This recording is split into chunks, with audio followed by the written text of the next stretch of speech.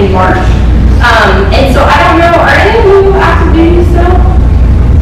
Okay, perfect, this does apply to you. So if you get out and you have a job that's commission-based, I don't know if you know this, the lenders will not lend to you for 2 years. So your investment dreams of, oh yeah, I'm gonna close on 1 million properties in 1 year after you don't have any income, like, be careful. So that's why it was really important that I found that fraud and I closed in March when I still had the paychecks to prove that I made money. And then in April, it didn't matter so much. Okay, so I closed on that quadplex in March, and then since then I've been using private money to fund a single family foreclosure, an off-market duplex, and then a 16-unit apartment complex. So that's been the past year in regards to real estate investing. And then also, this meetup is awesome, but there's also another meetup that's called Plants and Properties. It's run by 5 Pillars Realty Group, and we meet at rotating breweries and have the same sort of concept where we have a guest speaker come in. John back there actually was our guest speaker at our last property, which is an awesome moment back here. John, looking for one. So, okay, shameless plug. Okay. God, that's hard. And then in regards to being a broker, so are any of you guys interested in getting a license or being in that part of the industry? Yes? Yes? Awesome, perfect. So a lot of people will tell you you can't make any money as a broker. Have you heard that? You're not going to make it, you're not going to, yeah, it's hard industry, right? So yes, it is hard, but if you are trying to get your license, it's in your first year in real estate, it's very possible to completely change your financial situation. So when I got out of the military as a captain, my first year in real estate, I made over twice what I did as a captain in the military. So I just want to say, you can do it. Okay, and then also founded 5 Pillars Realty Group, and I'm going to move on to talk about the market a little bit. And so I pulled the 2018 stats from the Longleaf Pines Association of Realtors, which is our local Fayetteville MLS, just to kind of give you guys paint the picture of 2018 stats. And then it will depend on your strategy as to how they apply to you. So how many people in here are actually going to use the vehicle in the future? Okay, cool. What other strategies do we have out here? We got wholesalers in there? Yeah? And some flippers? Cool? Okay, awesome. Does anyone do the first strategy in here? Okay, perfect. Just trying to gauge what the interest in. What did I miss? Like, what do you guys want to hear about? Okay, cool. Yeah. Nothing. Cool. So, real quick, in 2018, the mass amount of properties that closed, 13% of them were distressed properties, and what they categorize as distressed is either foreclosures or short sales. And how many of you guys do look at foreclosures on the market? Yeah? If you're not, you should. It's awesome. It's a great way to get that instant equity, and a lot of times there's very minimal work that needs to be done as long as you fall in their correct price range. And so of the existing sales that sold last year, the biggest category, 61% of the homes that sold last year were in the $100,000 to $250,000 price range. And the reason why I'm pointing this out is because I feel like a lot of people doing the first strategy and a lot of people who are doing flips are looking in this really tight range of like 50,000 and below, which, have you guys noticed it's gotten really competitive? Like super competitive for those low priced, like VA foreclosures. Has anyone bought a VA foreclosure? Yeah, so the listing price, don't even try to lowball. It's not going to happen. They're going to say there's the highest and best round. If it's a good property, there's always going to be a highest and best round, and then it's this bidding war, and before you know it, you're closing $13,000 over the listing price, and then your numbers are blown. So the reason why I'm talking about this, 61% of the homes were sold in between this $100,000 and $250,000 price range, is because I recommend checking out a different price range to purchase. Right now, everyone's targeting this super low price range, but if you kick it up to the next category and you go between $50,000 and $100,000, buy a distressed property in that range, do some rehab. Now suddenly you're selling in the range where 61% of the buyers are looking anyway. That's your money range. Does that make sense? So you said 60 to 100? Yeah, if you buy between 50 to 100, you buy it in that range. It's less competition because everyone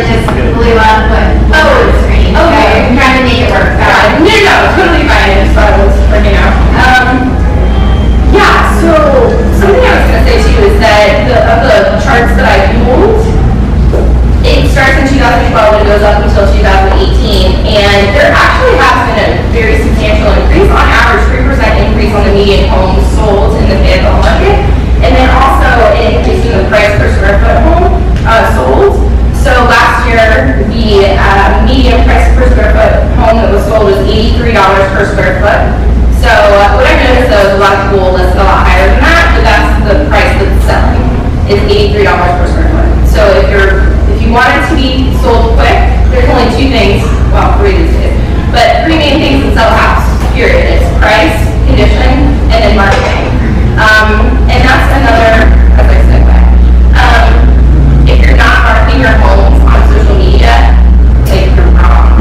Seriously, that's where all of the buyers are, and it's free. Just get a Facebook page, and there's a million Facebook Marketplace, like PCS and the Fort Bragg. I have a list of 12 pages that we systematically post on and buy pillars for our listings. And if you have that list, just holler at me. Look at the business card afterwards. You can email and I'll send you the list of literally just go add to each one of them and post systematically, and I swear that's how you sell houses. Okay, here. Get off my soapbox here.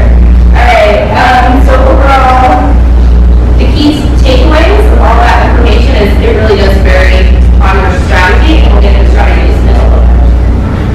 Alright, the next slide is about the VA loan in general. So I kind of want to go over some facts about the VA loan and then some more interesting facts, the stuff that people don't necessarily know. So the max loan amount for a VA loan in Fayetteville and basically all of North Carolina is $484,350, which I feel like is more than most people. With the VA loan, it's 0% down, so basically anyone can afford the down payment. So that's good. That's a joke, guys. I laughed. Benchmark for that with VA. So the VA doesn't have a credit or debt to income limit at all. However, lenders do. So the lowest that I've found in Fayetteville is 580 credit score and then the 60% debt to income ratio. And if you need lenders, I got you. Or some business card. So another thing is interest rates are negotiable, and you should shop around a little bit. If one lender says something to you, it's not gospel. Talk to someone else, and make them fight for your business. That's another thing I hope you guys are doing with lenders. If one lender tells you something's great, go to the next one and say, well, this guy is giving me this. Like, what can you do for me? You know, everything is negotiable. Something you can finance the VA funding fee. Are you guys aware that when you do a VA loan, there's a funding fee that's tacked along with it? It's 2.5% of the purchase price, and that can be rolled into the loan amount. The thing I caution you with that is that although Fayetteville's market is inching up, increasing, when you tap on that funding fee, you're already underwater. And a lot of people don't realize that as VA buyers, and they try to go as when they PCS, when they leave for Bragg in a couple years, they try to sell, and I'll pull the comps, and literally their value of their home is exactly the same as they bought it 5 years ago. Can you explain to everyone civilian what PCS is? So sorry, moving. You're permanently changing your station. PCS. Everybody's not military, so they may not know. You gotta slow me down sometimes, guys. I drink a lot of caffeine today.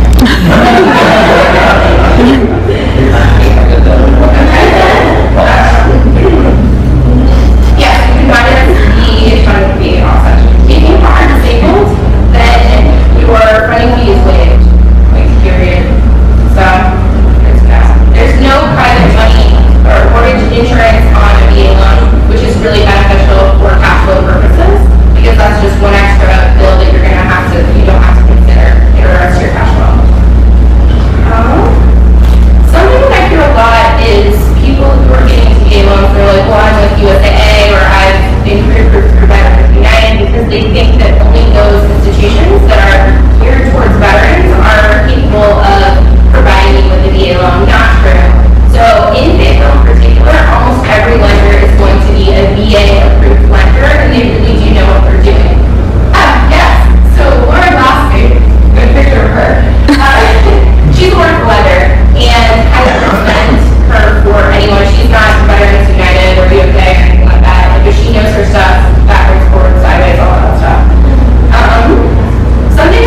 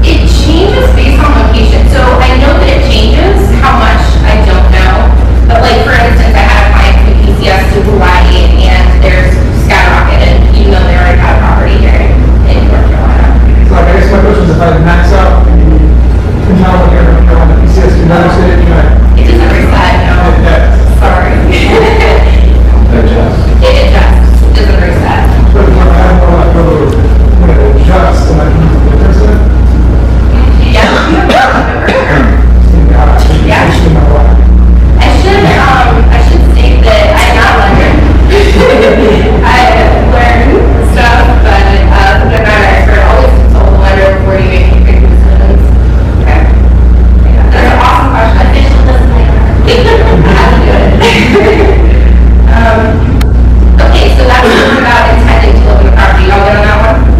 Okay. The next one that probably not so commonly known, but the B1 states that you intend to occupy the property within 60 days of closing.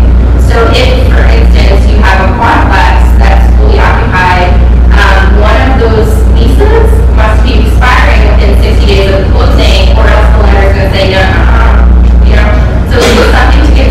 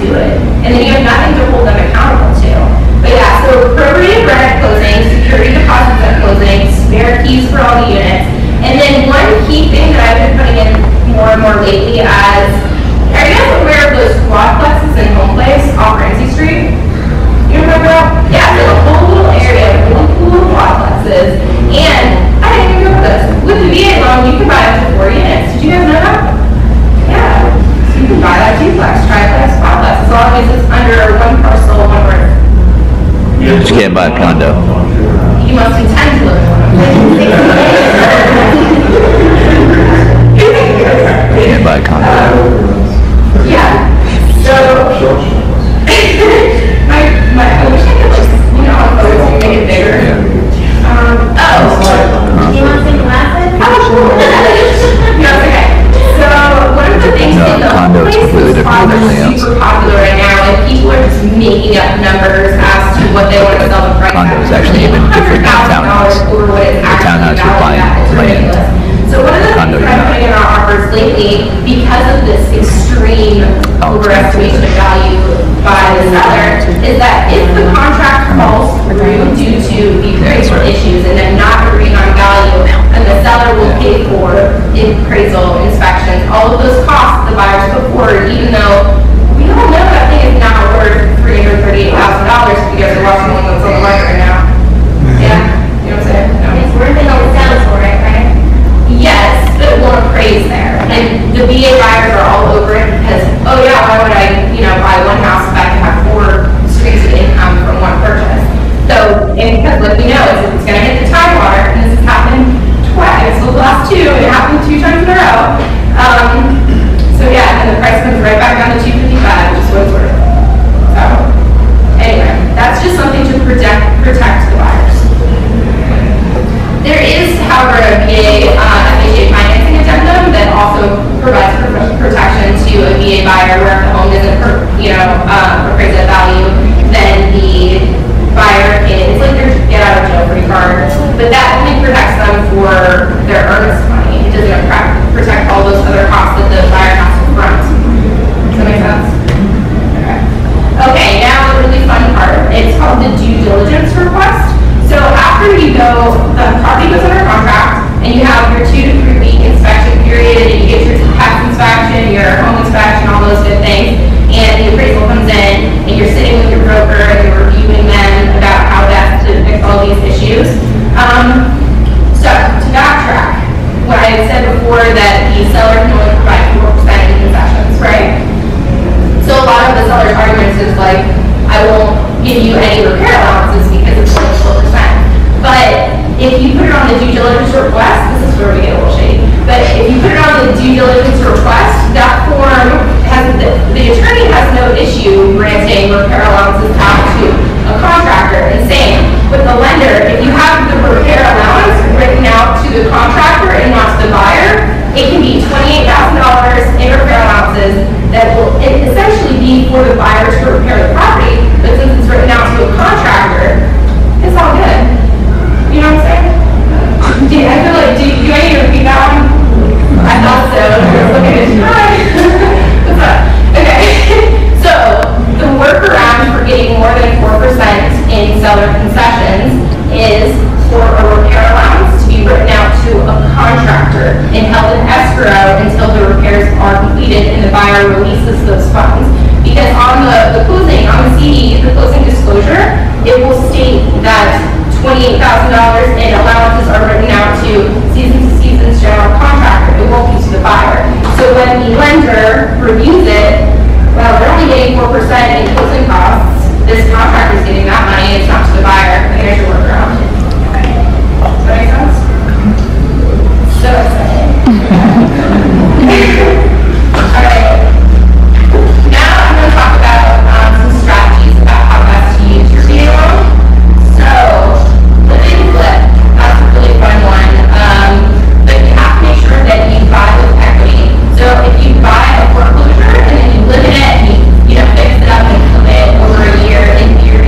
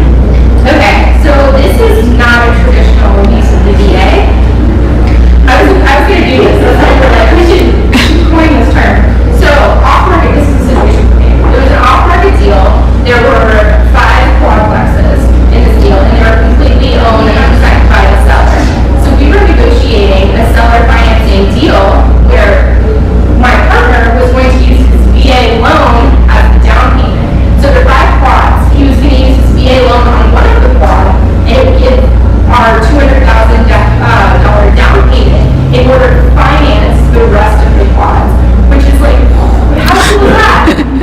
Because it's zero out of pocket and you're getting 5 quads for the price of one. You know what I mean? Max Day. That's right. Did you also put those over for me? I think when the laws of the game is when you can't do something like that. I don't know. Sounds He was going to move the property. What's that? He was going to move the property, and the person who was getting the proceeds of the sale was the rightful owner. There's nothing wrong with that. They're fully compliant with the red. Well, we can find it correct. Intended. So you said earlier that it has to be the same personal group. Right, but it went to Somebody, the other stuff was-